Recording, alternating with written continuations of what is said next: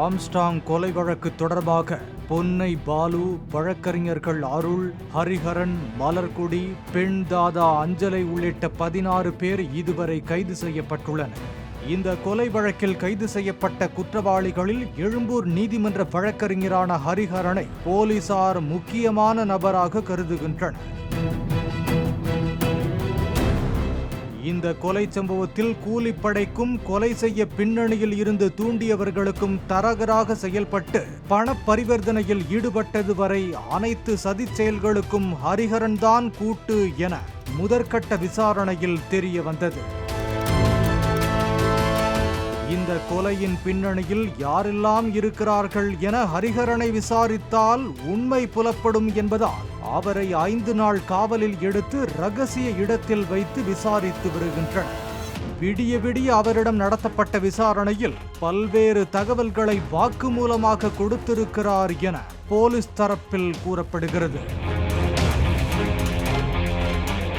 பொருக்குப்பேட்டை நைனியப்பன் தெருவைச் சேர்ந்த 28 வயது இளைஞரான ஹரிஹரன் கடந்த 3 ஆண்டுகளாக வழக்கறிஞராக உள்ளார். இவர் வழக்கறிஞராக பணியாற்றுவதற்கு முன்பு தமாக கட்சியில் வடசென்னை மேற்கு பகுதியில் மாவட்ட மாணவர் அணி துணைத் தலைவராகவும், வழக்கறிஞரான பின்னர் மாணவர் அணியின் மாநில தலைவராகவும் இருந்துள்ளார். கொலை வழக்கில் கைது செய்யப்பட்டதால் கட்சியில் இருந்து நீக்கப்பட்டார்.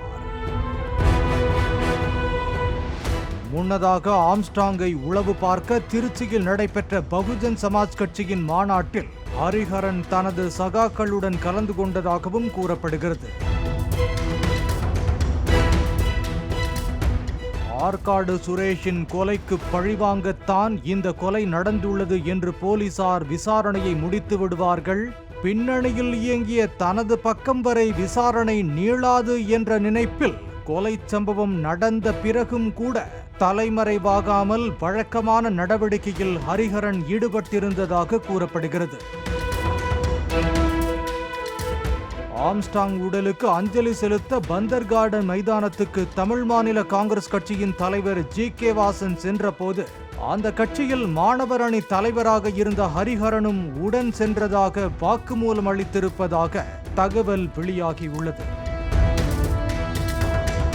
சம்பவம் என்கிற சம்போ செந்திலுக்கும் வழக்கறிஞர் ஹரிஹரனுக்கும் 10 ஆண்டு கால பழக்கம் எனவும், ஆம்ஸ்ட்ராங் கொலையாளிகளுக்கு பணப்பட்டுவாடா செய்ததன் விவரம் குறித்தும் ஹரிஹரன் தனது வாக்குமூலத்தில் தெரிவித்துள்ளதாக கூறப்படுகிறது.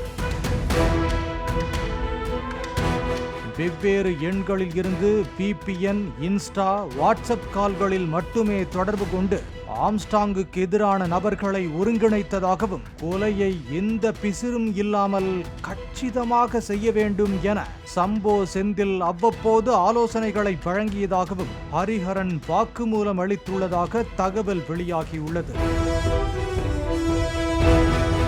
சம்போ செந்தில் தரை வழியாக அடிக்கடி நேபாளம் சென்று தங்குவதாக கூறப்படும் நிலையில் வடகிழக்கு மாநிலங்களில் அவர் எங்கெங்கு தங்குவார், அங்கிருந்தபடியே சதித்திட்ட ஆலோசனைகளை எப்படி வழங்கினார் என்பது குறித்து ஹரிஹரனிடம் தொடர்ந்து விசாரணை நடத்தி வருகின்றனர்.